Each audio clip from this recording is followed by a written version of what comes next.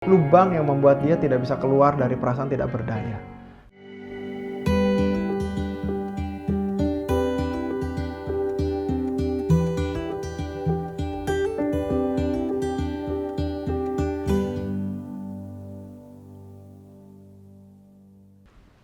Halo Sobat Gading Konseling, hari ini saya mendapatkan email dari Kak di Bali. Ya, dia mengatakan seperti ini, Pak Michael, saya memiliki seorang keponakan yang karena pekerjaannya ia menjadi anak yang suka bengong sendiri dan lupa akan orang lain termasuk saya. Jadi seperti orang linglung. Nah, saya dengar-dengar dia stres dengan pekerjaannya sejak masa pandemi ini. Tapi mengapa sampai begitu ya Pak? Ya ini Pak K di Bali yang begitu care dan concern dengan keponakannya ya. Dan ini baik sekali concern yang muncul dari perhatiannya. Nah, Pak K dan juga sahabat Gading Konseling, tentu saja ada berbagai reaksi yang dapat muncul dari sebuah peristiwa ya. Misalnya saja adanya masalah dalam pekerjaan. Tentu saja peristiwa itu menimbulkan berbagai macam reaksi. Ada orang tertentu yang ada masalah dalam pekerjaannya, dia akan lebih santai. Santai aja deh. Lihat aja deh gimana nanti. Ya udah, kita lihat seperti apa. Nah, ada orang seperti itu.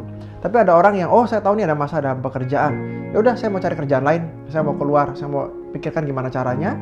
Atau kalau perlu keluar dulu aja, nanti pasti ada pekerjaan. Ada yang seperti itu.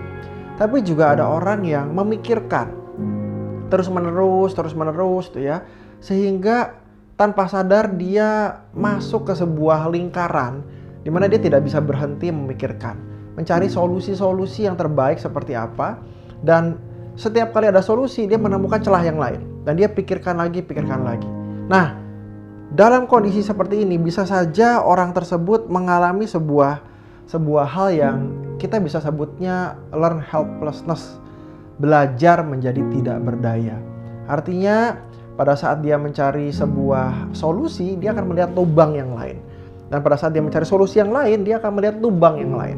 Sehingga muncul namanya hopelessness atau keputusasaan. Karena merasa ini semua kok nggak ada jalan keluar. Sedangkan ini kondisi yang membuat dia terjepit. Ini pandemi, dia membutuhkan pekerjaan. Kalau keluar dia tidak yakin mendapatkan pekerjaan. Lalu dia juga stres, dia pusing sekali. Dia mungkin juga harus memikirkan berbagai macam hal yang lain. Sehingga akhirnya membuat dia masuk ke sebuah lubang, tanda kutip begitu ya. Lubang yang membuat dia tidak bisa keluar dari perasaan tidak berdaya. Nah, that's why fokusnya jadi ke dalam diri sendiri begitu kuat. Sampai dia bisa, saya kok nggak ingat sama orang lain. Termasuk oleh pamannya sendiri yang akhirnya Pak K atau bilang bahwa ini seperti linglung begitu ya. Nah, dalam kondisi ini keponakan ini perlu diajar untuk bisa melihat masalah satu persatu dan juga bagaimana dia menghadapi persoalannya selangkah demi selangkah. Ya, bahkan melihat keberhasilannya sedikit demi sedikit. Artinya harus ada orang yang membimbing, ada orang yang peduli seperti Pak K ini di Bali, dan juga mungkin memperkenalkan dengan konselor ya, sehingga masalah ini tidak menjadi masalah yang lebih buruk ya, dan memerlukan berbagai macam obat-obatan untuk membuat kondisinya lebih pulih. Nah, sehingga perlahan-lahan kemajuan-kemajuan yang dirasakan akan membuat dirinya lebih tenang, lebih rileks. Ya, semoga hal ini dapat membantu Pak K dan juga keponakannya, juga sahabat Gading Konseling di luar sana. Silakan kontak kami jika memerlukan pertanyaan lebih lanjut. Terima kasih.